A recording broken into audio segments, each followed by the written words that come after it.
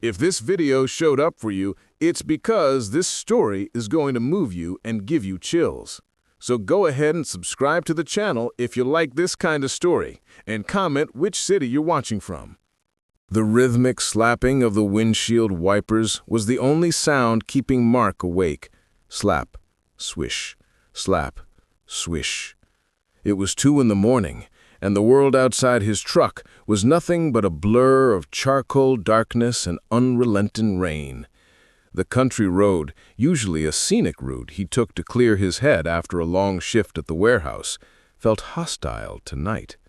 The headlights cut through the storm, illuminating mere feet of asphalt before the light was swallowed by the deluge. Mark adjusted his grip on the steering wheel, his knuckles white. He was a man of simple habits, a man who lived a quiet life that bordered on lonely. At 45, his house was too big for just one person, echoing with the silence of a family he hadn't started yet. He told himself he liked the solitude, the peace of it, but on nights like this, when the cold crept into his bones, the silence felt heavy. He had no idea that the silence was about to be broken in a way he never could imagine. He rounded a sharp curve, tires hissing against the wet tarmac, when something broke the monotony of the gray road. A lump, a small, dark shape huddled near the muddy shoulder. Most people would have kept driving. It looked like a discarded trash bag, or perhaps a piece of tire blown out by a semi-truck. But Mark had a heart that was softer than he let on. He squinted, easing his foot off the gas. The shape moved.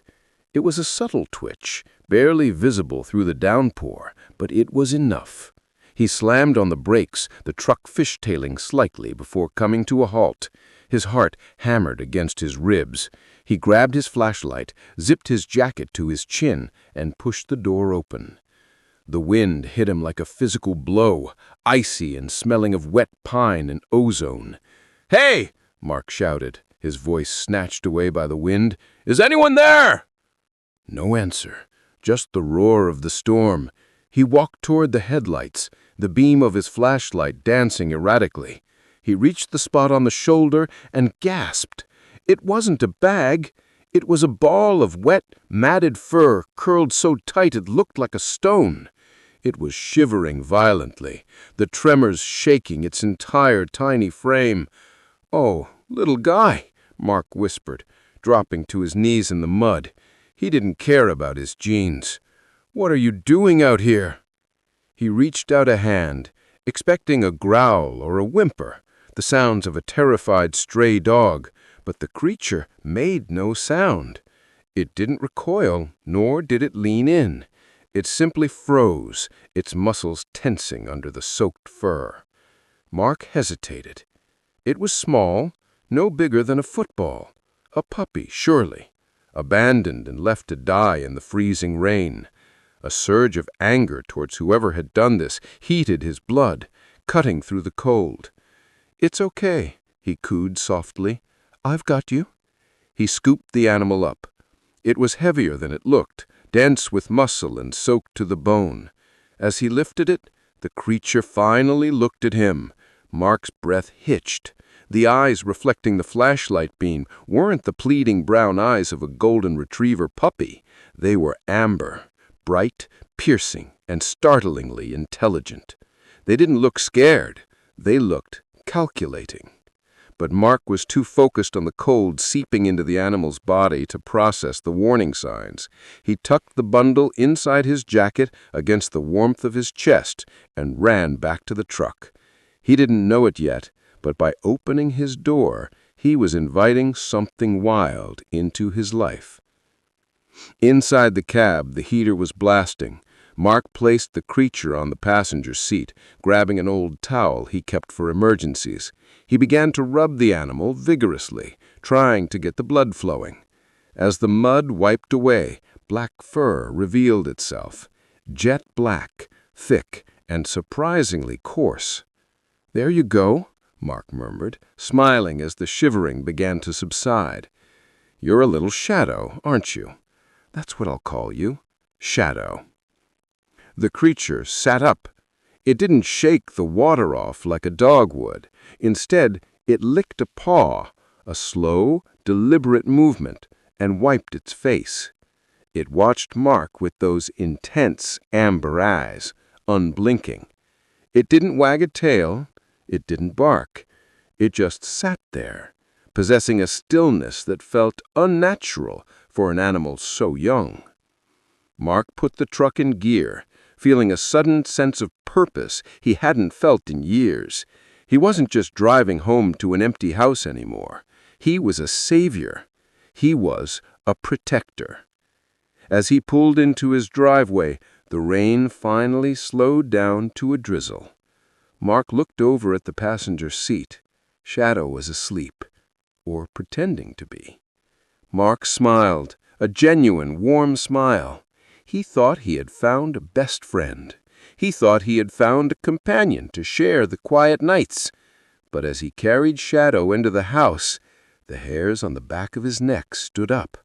It was an instinct, primal and buried deep, warning him that he had brought something dangerous across his threshold. Mark ignored it. He locked the front door, sealing them both inside. The first night passed in a blur of nervous energy. Mark fashioned a makeshift bed out of a cardboard box and soft blankets in the corner of the kitchen, placing a bowl of water and some leftover beef stew beside it. He expected whining. He expected the scratching of paws against the floor, the needy cries of a puppy separated from its mother. But the house remained tomb quiet. When Mark came downstairs the next morning, the box was empty. Panic flared in his chest, sharp and sudden. Had the creature gotten out? He scanned the room frantically, checking the locked back door.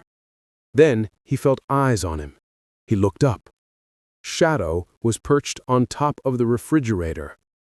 It was an impossible jump for a puppy, a vertical leap of at least 5 feet. The animal sat perfectly still, his tail wrapped neatly around his paws, staring down at Mark with those unsettling amber eyes. There was no tail wag, no excited wiggle, just a regal, silent observation. "How on earth did you get up there?" Mark laughed nervously, reaching up. Shadow didn't flinch as Mark lifted him down. The animal's body felt dense, harder than the day before.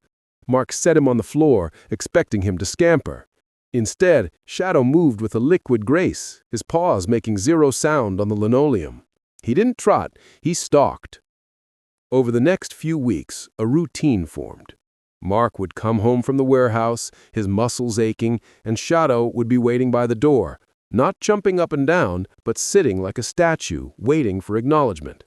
Mark began to talk to him. He poured out his day, his frustrations with his boss, his lingering sadness over his divorce years ago.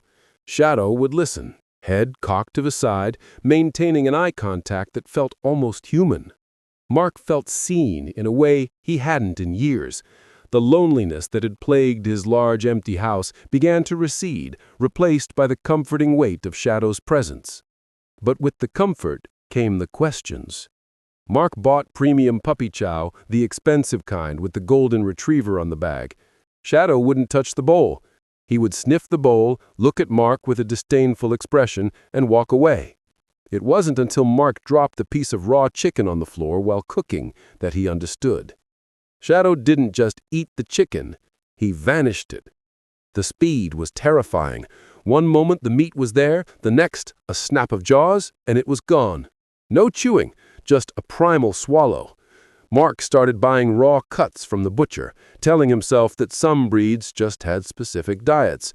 He was making excuses, blinded by his affection. Then came the issue of the voice. A month passed, and Mark realized he had never heard Shadow bark, not once. When the mailman came, Shadow didn't yap.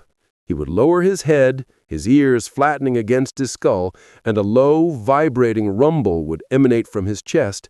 It wasn't a growl. It was something deeper, something that you felt in your feet more than you heard with your ears.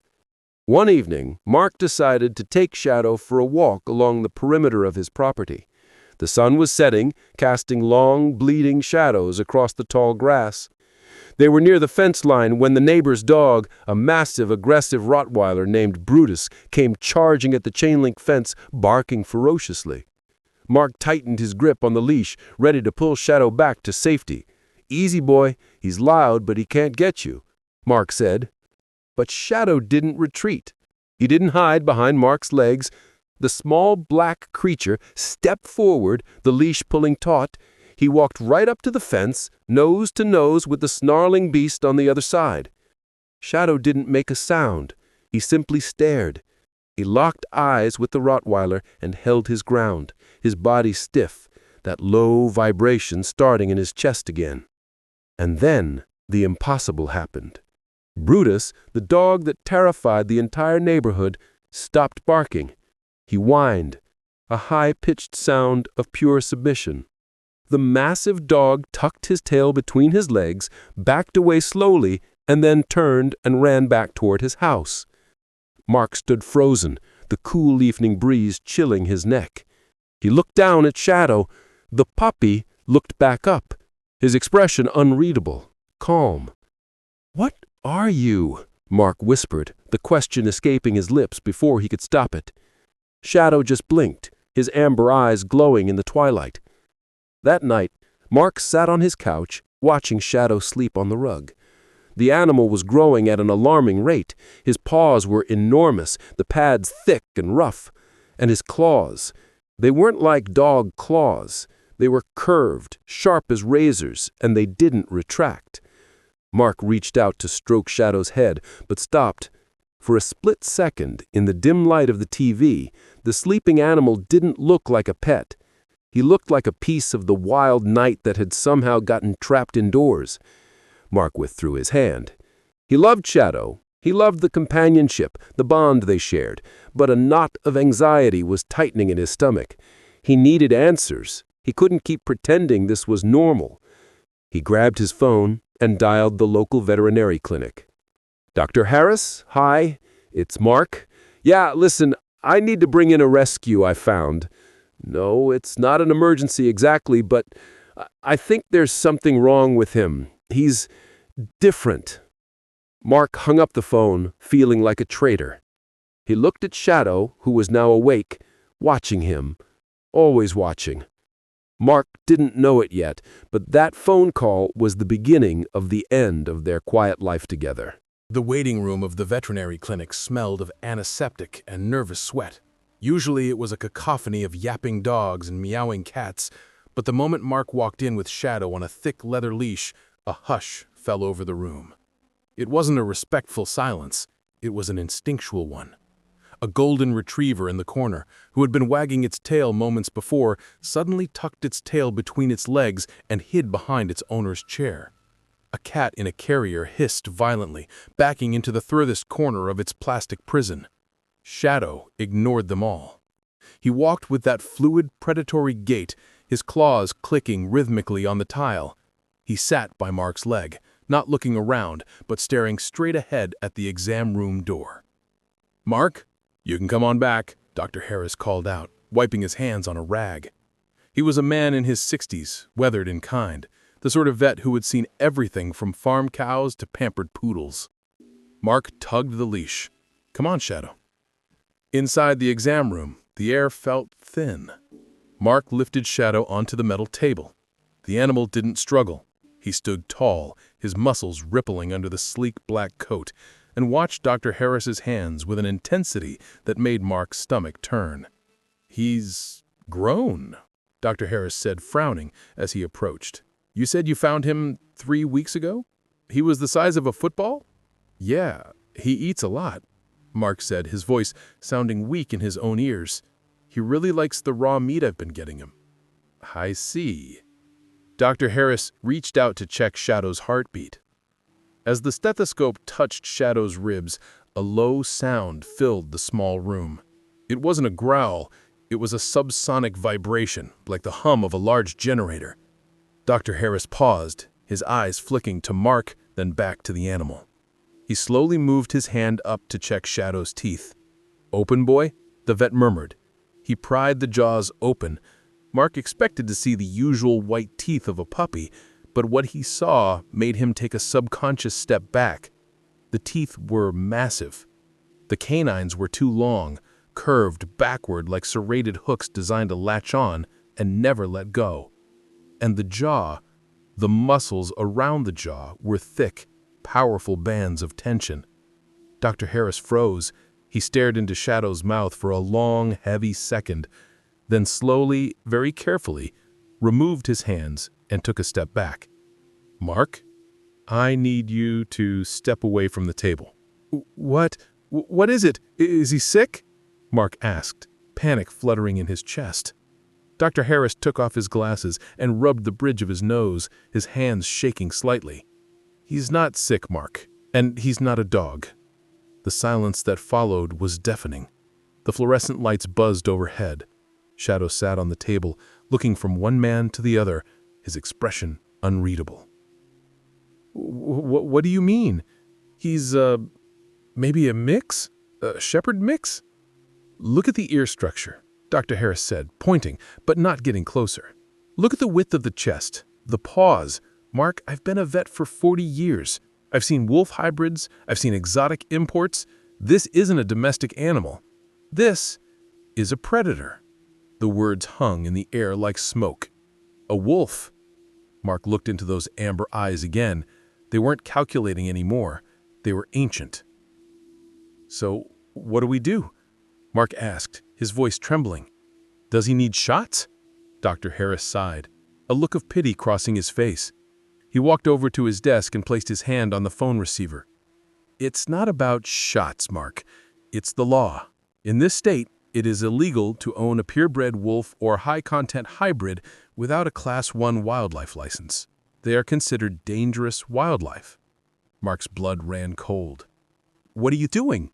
"I have to report this," Dr. Harris said softly. "If I don't, I lose my license. Animal control has to come pick him up. They'll run DNA tests and, well, usually they euthanize them, Mark. They can't release a hand-raised wolf into the wild, and shelters won't take them." Euthanize. The word hit Mark like a sledgehammer. Kill Shadow? Kill the only living thing that had looked at him with understanding in years? Mark looked at Shadow. Shadow looked back, and for the first time the animal made a sound, a soft, high-pitched whimper. It wasn't a manipulation, it was fear. He knew. Somehow the creature knew the energy in the room had shifted from curiosity to threat. "Don't touch that phone," Mark said, his voice different now, harder. Dr. Harris paused, his finger hovering over the keypad. "Mark, be reasonable. You can't keep a wolf in a suburban house. When he hits sexual maturity in 6 months, he will challenge you. He could kill you." "I said, don't." Mark growled. He moved faster than he thought possible. He grabbed the leash and scooped Shadow off the table. The cub, now weighing nearly 50 pounds, felt solid and warm in his arms.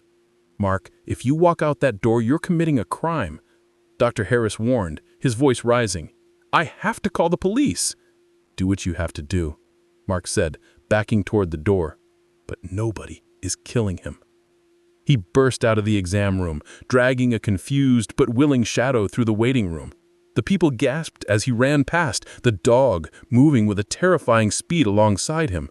They burst out into the cool night air, the automatic doors sliding shut behind them. Mark threw Shadow into the truck and peeled out of the parking lot, his tires screeching. His hands were shaking so hard he could barely hold the wheel. He looked at the rearview mirror. No flashing lights yet. But as he looked at Shadow in the passenger seat, he realized the truth. The quiet life was over. He was on the run. The road stretched out like a black ribbon, endless and unforgiving.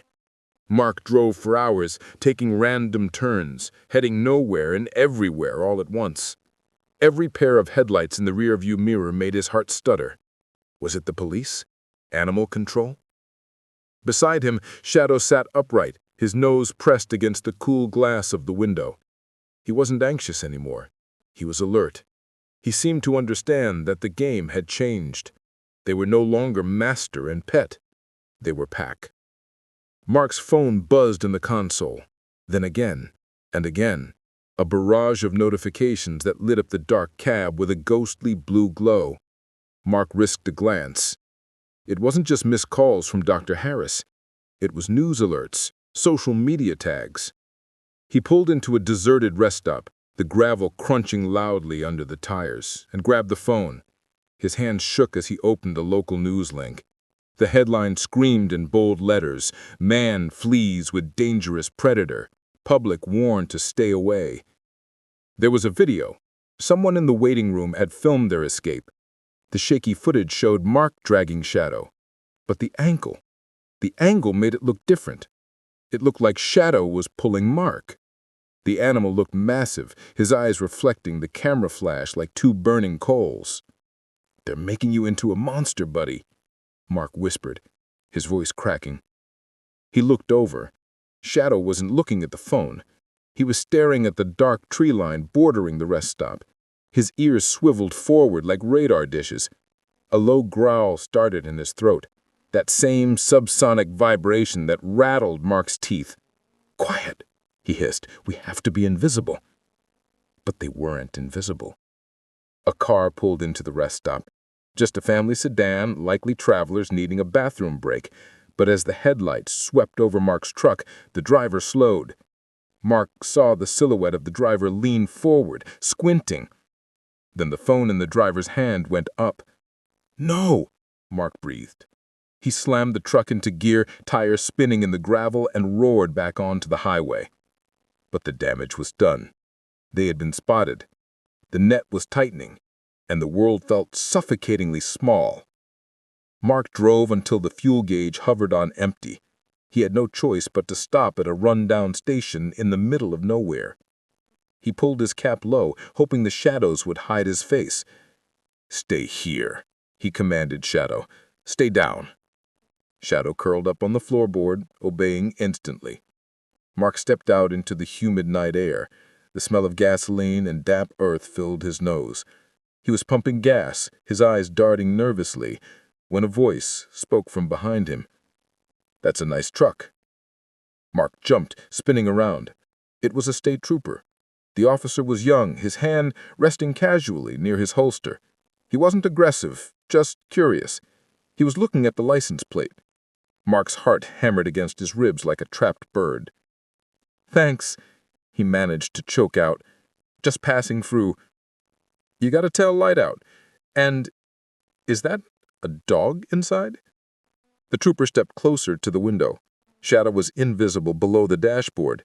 If the officer looked in, if he shone his flashlight— "Just my gear," Mark lied, stepping between the officer and the door. "I'm a camper." The trooper paused. He looked at Mark's sweaty face, then at the trembling hands holding the gas nozzle. The air grew thick with tension. The officer's eyes narrowed. He reached for his radio. "Sir, I'm going to need you to—" Bam! A heavy thud hit the window from the inside. Then a snarl, a sound so primal and terrifying it didn't belong in civilization, erupted from the cab. Shadow had launched himself at the glass, his massive jaws snapping inches from the trooper's face, separated only by the safety glass. The trooper stumbled back, hand flying to his gun. "What the hell?" "Don't shoot!" Mark screamed, throwing his hands up.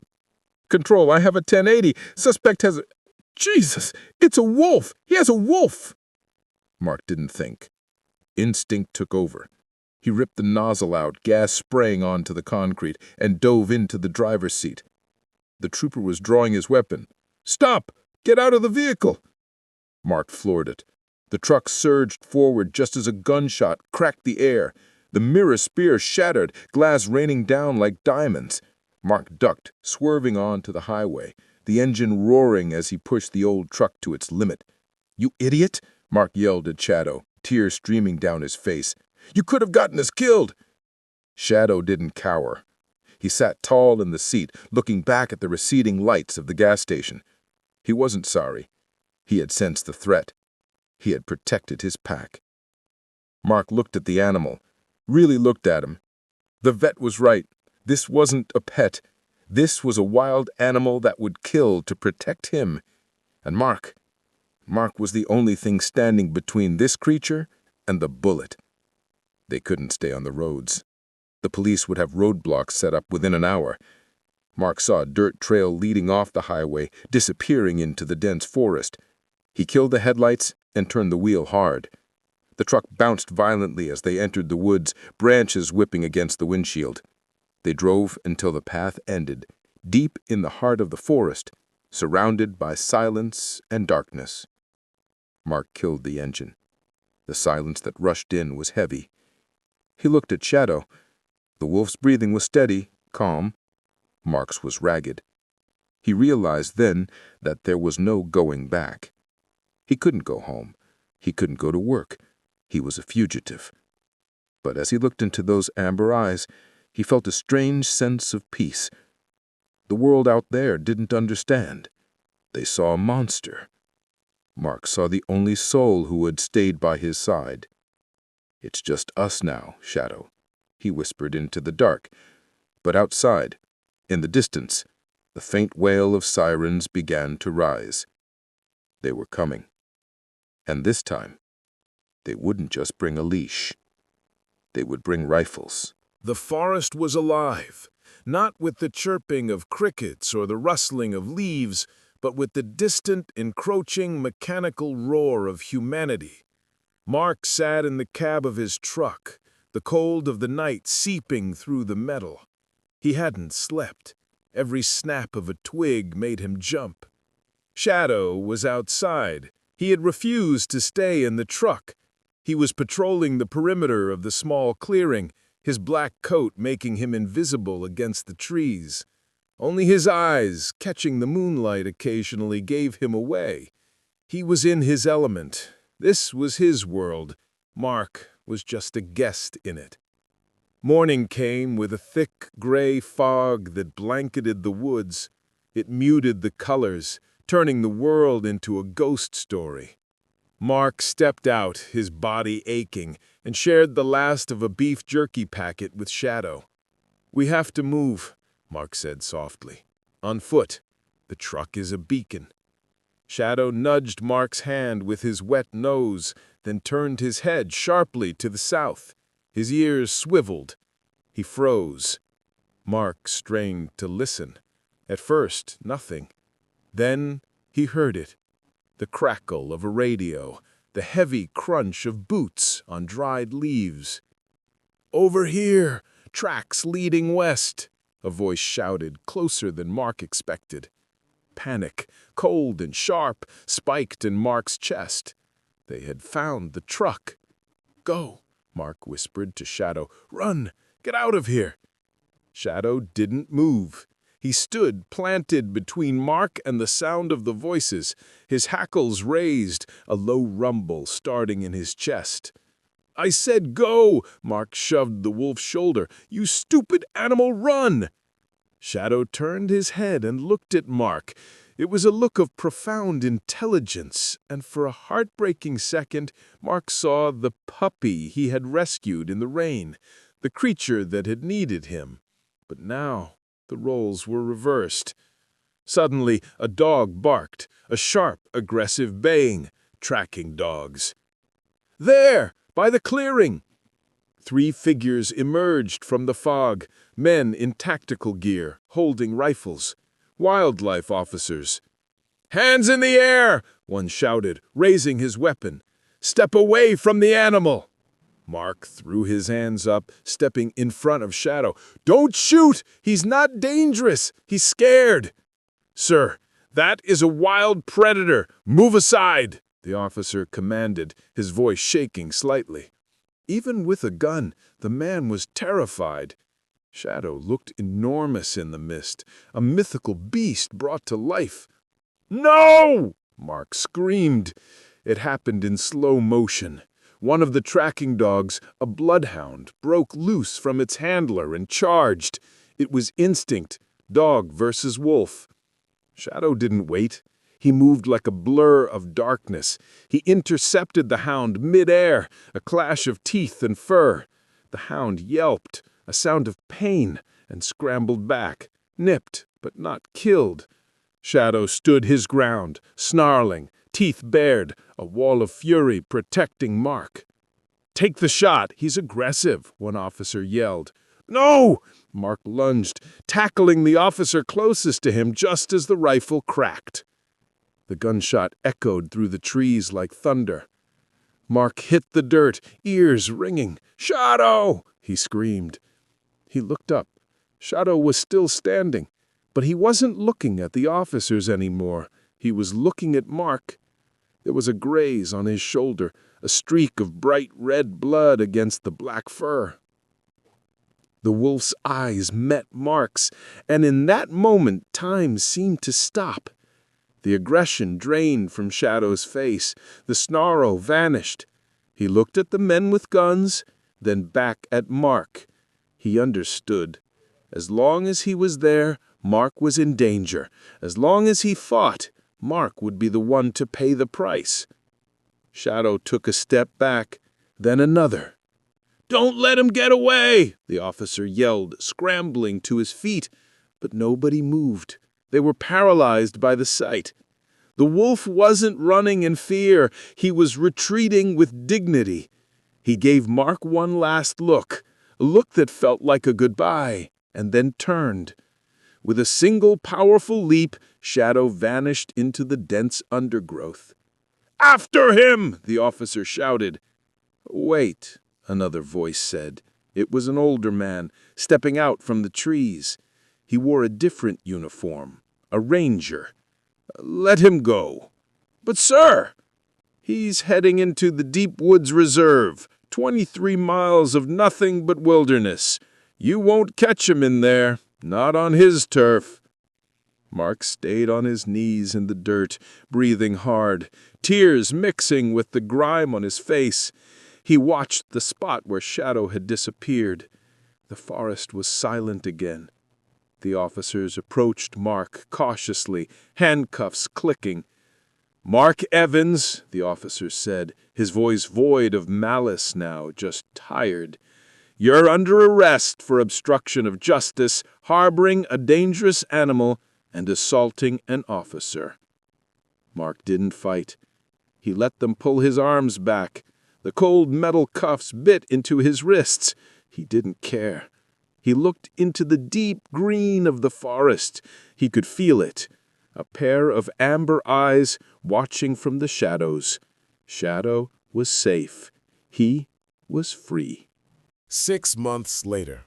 The courtroom drama had faded, but the story hadn't. Mark became known locally and then nationally as the Wolfman. He lost his job at the warehouse. He lost his savings paying legal fees and fines.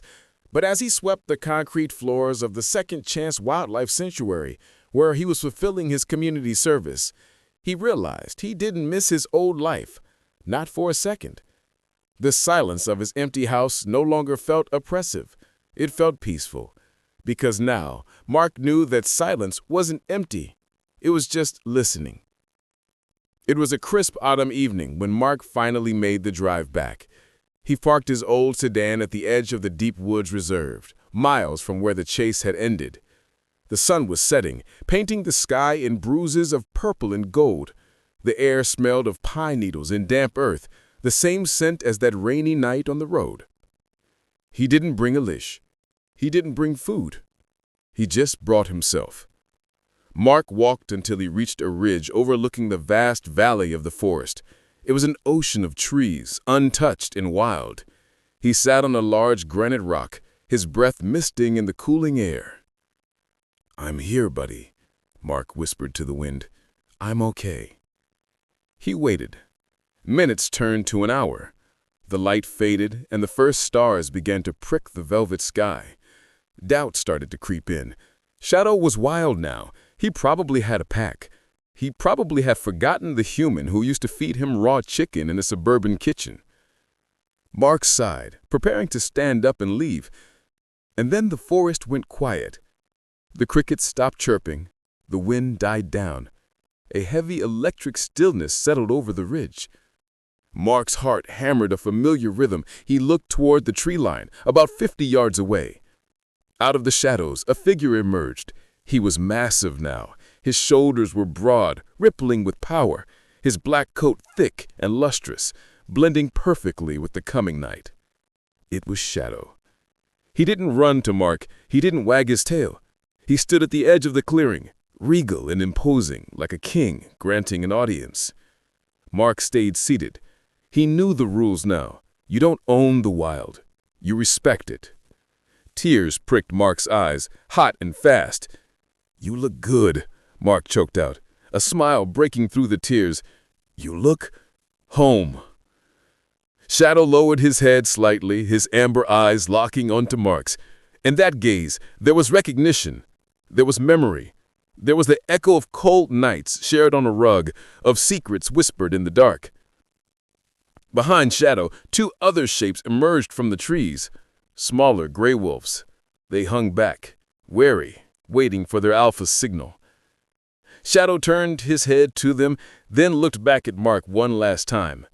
He let out a soft huff, a sound Mark knew well. It was a greeting and a goodbye.